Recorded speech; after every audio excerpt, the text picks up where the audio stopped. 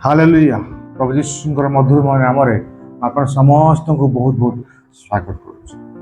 ଆପଣଙ୍କ ମନରେ କେବେ ଏଭଳି ପ୍ରଶ୍ନ ଆସିଛି କି ଯେ ମୁଁ ବହୁତ ପ୍ରାର୍ଥନା କରୁଛି କିନ୍ତୁ ଈଶ୍ୱର ମୋ ପ୍ରାର୍ଥନାର ଉତ୍ତର କାହିଁ ଦେଉନାହାନ୍ତି? ମୁଁ ତ ପ୍ରତ୍ୟେକ ଦିନ ପ୍ରାର୍ଥନା କରୁଛି, ଈଶ୍ୱର ମୋ ପ୍ରାର୍ଥନାକୁ କାହିଁକି ସିଏ ଶୁଣୁନାହାନ୍ତି? ଏହା କେବଳ ଆପଣଙ୍କ ପ୍ରଶ୍ନ ନୁହଁ, ଏହା ପ୍ରାୟ ଅନେକ ବିଶ୍ୱାସୀମାନଙ୍କର ପ୍ରଶ୍ନ। ଆଉ এই ବିଷୟରେ ବାଇବେଲ ସ୍ପଷ୍ଟ ରୂପରେ ଆମମାନଙ୍କୁ ଜଣାଏ ଯେ ଆମେ ଯଦି ପ୍ରାର୍ଥନା କରୁଛେ କାହିଁକି ଆମର ପ୍ରାର୍ଥନାର ଉତ୍ତର ଆମମାନଙ୍କୁ ମିଳୁନି, ସେ ବିଷୟରେ ଆଜି ଆମେ ଜାଣିବା। ଜିସାୟ 59 ପର୍ବର 1 ପଦ ଆଉ 2 ପଦ ପଢ଼ିବେ। ଏଠି ସ୍ପଷ୍ଟ ରୂପରେ ଲେଖାଯାଉଛି ଆମେ ପ୍ରାର୍ଥନା କଲେ କାହିଁକି ପ୍ରାର୍ଥନାର ଉତ୍ତର ମିଳିନଥାଏ। ତ ଏଠି ପରମେଶ୍ୱର ଜିସାୟ କହୁଛନ୍ତି ଯେ ମୋର ହସ୍ତ ଛୋଟ ହୋଇଯାଇନି ବା ମୋର କର୍ଣ୍ଣ ଭାରି ହେଇଯାଇନି ଯେ ମୁଁ ତୁମକୁ ଉଦ୍ଧାର କରିପାରିବିନି, ପରିତ୍ରାଣ କରିପାରିବିନି, ଦୟା କରିପାରିବିନି, ତ ପ୍ରାର୍ଥନାକୁ ଶୁଣିପାରିବିନି। କିନ୍ତୁ ମୁଁ ତ ଚାହୁଁଛି ତୁମକୁ ଦୟା କରିବା ପାଇଁ, ଅନୁଗ୍ରହ କରିବା ପାଇଁ, କିନ୍ତୁ ମୁଁ ଏଥିପାଇଁ କରିପାରୁନି କାରଣ ତୁମର ପାପ ଆଉ ଅଧର୍ମ ମୋତେ ଅଟକାଉଛି। ତୁମ ମୋ ମଧ୍ୟରେ ତୁମର ପାପ ଅଧର୍ମ ଏକ ପ୍ରାଚୀର ସଦୃଶ୍ୟ ଠିଆ ହେଉଛି, ଆଉ ଯାହା ସକାଶେ ମୁଁ ଚାହିଁକି ବି ତୁମର ପ୍ରାର୍ଥନାର ଉତ୍ତର ମୁଁ ତୁମକୁ ଦେଇପାରୁନି। ଆଜି ଆମେ 3ଟି କାରଣକୁ ଜାଣିବା ଯେ କାହିଁକି ପରମେଶ୍ୱର ଚାହିଁକି ବି ଆମମାନଙ୍କର ପ୍ରାର୍ଥନାର ଉତ୍ତର ଦେଇପାରନ୍ତି ନାହିଁ। ହାଲେଲୁୟା।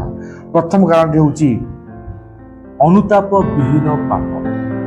ଅନୁତାପ ବିହୀନ ପାପ ଅର୍ଥ ହେଉଛି କ'ଣ ନା, ଏମିତି କିଛି ମଣିଷ ଅଛନ୍ତି, ଏମିତି କିଛି ବିଶ୍ୱାସୀମାନେ ଅଛନ୍ତି ଯେଉଁମାନେ ଜାଣି ଶୁଣିକି ପାପ କରନ୍ତି, ପାପରେ ରୁହନ୍ତି, କିନ୍ତୁ ପରମେଶ୍ୱରଙ୍କ ପାଖକୁ ଫେରନ୍ତି ନାହିଁ। ଆଉ ଯାହା ସକାଶେ କ'ଣ ହୁଏ ନା, ପରମେଶ୍ୱର ଆଉ ସେ ଲୋକ ବା ସେ ବିଶ୍ୱାସୀ ମଧ୍ୟରେ ଯେଉଁ ସମ୍ପର୍କ ଥାଏ ଭାଙ୍ଗିଯାଏ। ଆଉ ଯେତେବେଳେ ସିଏ ପ୍ରାର୍ଥନା କରେ ପାପରେ ରହି, ଆଉ ଜାଣି ଶୁଣି ପାପ କରିକି, ଆଉ ସେତେବେଳେ ପରମେଶ୍ୱର କୌଣସି ପ୍ରକାର ଉତ୍ତର ସିଏ ପାଇନଥାଏ। ଏହାର ଅର୍ଥ ଏହା ନୁହଁ ଯେ ପରମେଶ୍ୱର ନିକଟକୁ ଆସିଲେ ପରମେଶ୍ୱର ତାକୁ ଦୟା କରିବେ। ପରମେଶ୍ୱର ନିହାତି ଦୟା କରିବେ, ତ ସେ ପାପକୁ ଛାଡ଼ି ପରମେଶ୍ୱର ନିକଟକୁ ଫେରିବ ଆଉ ପ୍ରାର୍ଥନା କରିବ, ପରମେଶ୍ୱର ତାକୁ ନିହାତି ଦୟା କରିବେ। ଦ୍ୱିତୀୟ କାରଣ ହେଉଛି ଭୁଲ ଉଦ୍ଦେଶ୍ୟ। ଯଦି ଆମେ ଭୁଲ ଉଦ୍ଦେଶ୍ୟ ସହିତ ପ୍ରାର୍ଥନା କରିବା ତାହେଲେ ପରମେଶ୍ୱର ଆମ ପ୍ରାର୍ଥନା କେବେ ଶୁଣିବେନି। ଯଦି ଯାକୁବ 4 ପର୍ବର 3 ପଦ ପଢ଼ିବେ, ଲେଖାଯାଉଛି ତୁମେ ମାଗୁଛ କିନ୍ତୁ ପାଉନାହଁ। କାହିଁକି ନା ତୁମେ ଭୁଲ ଉଦ୍ଦେଶ୍ୟରେ ମାଗୁଛ। ଭୁଲ ଉଦ୍ଦେଶ୍ୟ କହିଲେ କ'ଣ ନା, ତୁମେ ପାପ ଅଭିଳାଷକୁ ପୁରା କରିବା ନିମନ୍ତେ ପ୍ରାର୍ଥନା କରୁଛ। ତୁମେ ନିଜର ସ୍ୱାର୍ଥକୁ ପୁରା କରିବା ନିମନ୍ତେ ଆଉ ପ୍ରାର୍ଥନା କରୁଛ। ତୁମେ ପାପକୁ ଚରିତାର୍ଥ କରିବା ନିମନ୍ତେ ପ୍ରାର୍ଥନା କରୁଛ ବା ପ୍ରାର୍ଥନା ମାଗୁଛ। ଏହା ହିଁ ଭୁଲ ଉଦ୍ଦେଶ୍ୟ ଅଟେ। ଯଦି ଭୁଲ ଉଦ୍ଦେଶ୍ୟ ଆଉ ରଖିକି ଆମେ ପ୍ରାର୍ଥନା କରୁଛେ ବା ପ୍ରାର୍ଥନା ସେ ଉଦ୍ଦେଶ୍ୟକୁ ଆଉ ପୁରା କରିବା ପାଇଁ ପ୍ରଭୁଙ୍କ ନିକଟରେ ପ୍ରାର୍ଥନା କରୁଛେ, ପ୍ରଭୁ କେବେ ବି ସେ ପ୍ରାର୍ଥନାକୁ ଶୁଣିବେନି, କାହିଁକି ସେ ପ୍ରାର୍ଥନାରେ ଭୁଲ ଉଦ୍ଦେଶ୍ୟ ଅଛି। ତୃତୀୟ କାରଣ ପରମେଶ୍ୱରଙ୍କର ସମୟ। ଅର୍ଥ ପରମେଶ୍ୱରଙ୍କ ନିକଟରେ ଯେତେବେଳେ ଗୋଟେ ବିଷୟ ପ୍ରାର୍ଥନା କରେ, ସେ ନା କରନ୍ତିନି କିନ୍ତୁ କୁହନ୍ତି ଅପେକ୍ଷା କର, ମୁଁ ମୋର ସମୟ ଅନୁସାରେ ତତେ ମୁଁ ଆଶୀର୍ବାଦ ଦେବି। ଯଦି ଆମେ ବାଇବଲରୁ ଜଣଙ୍କ ଉଦାହରଣ ନେବା, ଅବ୍ରାହ୍ମଙ୍କ ବିଷୟରେ ଆପଣ ଜାଣିପାରିବେ। ପରମେଶ୍ୱର ତାକୁ 75 ବର୍ଷ ବୟସରେ ତାକୁ ଆହ୍ୱାନ କଲେ ଆଉ କହିଲେ, ତତେ ମୁଁ ବହୁତ ଆଶୀର୍ବାଦ କରିବି, ସନ୍ତାନ ଦେବି, ଆଉ ତୋ ସନ୍ତାନ ସକାଶେ ଏ ପୃଥିବୀ ପରିପୂର୍ଣ୍ଣ ହେବ। ତୋ ସନ୍ତାନ ଆକାଶର ତାରା ଭଳି ଆଉ ସମୁଦ୍ରର ବାଲି ଭଳି। କିନ୍ତୁ ଆମେ ଦେଖୁଛେ 75 ବର୍ଷରେ ଈଶ୍ୱର ପ୍ରତିଜ୍ଞା କଲେ, କିନ୍ତୁ 100 ବର୍ଷରେ ଆଉ ପରମେଶ୍ୱର କ'ଣ କରୁଛନ୍ତି ନା, ତାଙ୍କୁ ସନ୍ତାନଟିଏ ଦେଉଛନ୍ତି। କେତେ ବର୍ଷ ଲାଗିଗଲା? 25 ବର୍ଷ। ହାଲେଲୁୟା। ଏହାର ଅର୍ଥ ଅବ୍ରାହ୍ମକୁ ସନ୍ତାନଟିଏ ପାଇବା ପାଇଁ ତାଙ୍କୁ ଅପେକ୍ଷା କରିବାକୁ ପଡ଼ିଲା।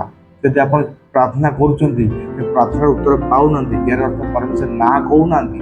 ପରମେଶ୍ୱର କହୁଛନ୍ତି ଯେ ମୋ ସମୟ ଅନୁସାରେ ତତେ ମୁଁ ଦେବି। ଆଉ ପରମେଶ୍ୱରଙ୍କ ସମୟ ସବୁଠାରୁ ଉପଯୁକ୍ତ ଆଉ ଠିକ୍ ସମୟ ଅଟେ। ଯଦି ପରମେଶ୍ୱର ସମୟକୁ ଅପେକ୍ଷା କରିବା, ତ ପରମେଶ୍ୱର ଆମମାନଙ୍କୁ ଦୟା କରିବେ। ମୁଁ କିଛି ପ୍ରଶ୍ନ ଆପଣଙ୍କୁ କରିବାକୁ ଚାହେଁ। ପ୍ରଥମ ପ୍ରଶ୍ନ ହେଉଛି ଏଇଆ, ଆପଣ କ'ଣ ଅନୁତାପ ଭରା ଜୀବନ ଜିଉଛନ୍ତି? ଯଦି ଅନୁତାପ ଭରା ଜୀବନ ଜିଉଛନ୍ତି, ପରମେଶ୍ୱର ଆପଣଙ୍କ ପ୍ରାର୍ଥନାକୁ ଶୁଣିବେ। ଆପଣଙ୍କ ପ୍ରାର୍ଥନା କ'ଣ ଈଶ୍ୱରଙ୍କ ଇଚ୍ଛା ଅନୁସାରେ ଅଛି ବା ଈଶ୍ୱରଙ୍କ ଇଚ୍ଛା ଆପଣ ପ୍ରାର୍ଥନା କରୁଛନ୍ତି, ଈଶ୍ୱରଙ୍କ ଇଚ୍ଛା ସେ ପ୍ରାର୍ଥନାର ଅଛି, ନିଜ ଇଚ୍ଛାକୁ ଆପଣ ରଖି ପ୍ରାର୍ଥନା କରୁଛନ୍ତି। ତୃତୀୟ ବିଷୟ ଅଛି ଆପଣଙ୍କ ପ୍ରାର୍ଥନାରେ କ'ଣ ଧୈର୍ଯ୍ୟ ଅଛି। ଆପଣ କ'ଣ ଚାହାନ୍ତି କି ମୁଁ ଯାହା ମାଗୁଛି ପରମେଶ୍ୱର ତାଙ୍କ ଟାଇମ୍ରେ ତାଙ୍କ ସମୟରେ ଦିଅନ୍ତୁ ବୋଲି, ତାହେଲେ ଆପଣ ଯେଉଁ ପ୍ରାର୍ଥନା କରୁଛନ୍ତି ତାର ଉତ୍ତର ଆପଣମାନେ ପାଇବେ। ହାଲେଲୁୟା। ପରମେଶ୍ୱର ଦୟାବାନ ପରମେଶ୍ୱର ଅଟନ୍ତି, ସମସ୍ତ ପ୍ରାର୍ଥନା ଉତ୍ତର ଦେବାକୁ ଚାହାନ୍ତି। କିନ୍ତୁ ଆମେମାନେ ଆଉ କ'ଣ କରିଥାଉ ନା ତାଙ୍କ ଆମମାନଙ୍କ ମଧ୍ୟରେ ପ୍ରାଚୀରକୁ ସୃଷ୍ଟି କରିଥାଉ। ପ୍ରିୟ ଭାଇ ଓ ଭଉଣୀମାନେ, ଯଦି ଆଜିର ବାକ୍ୟ ଆପଣଙ୍କୁ ଭଲ ଲାଗିଛି ତାହେଲେ ନିହାତି ଆପଣ ଲାଇକ୍ କରନ୍ତୁ, କମେଣ୍ଟ କରନ୍ତୁ ଆଉ ସେୟାର କରନ୍ତୁ। କାହିଁକି ନା ଯେପରି ଆହୁରି ଅନେକ ବିଶ୍ୱାସୀମାନଙ୍କ ପାଖକୁ ଏ ବାକ୍ୟ ପହଞ୍ଚିବ, ସେମାନେ ମଧ୍ୟ ଆଶୀର୍ବାଦ ପ୍ରାପ୍ତ ହେବେ। ପ୍ରଭୁ ଯୀଶୁ ଆପଣ ସମସ୍ତଙ୍କୁ ଆଶୀର୍ବାଦ କରନ୍ତୁ। ବହୁତ ବହୁତ ଧନ୍ୟବାଦ।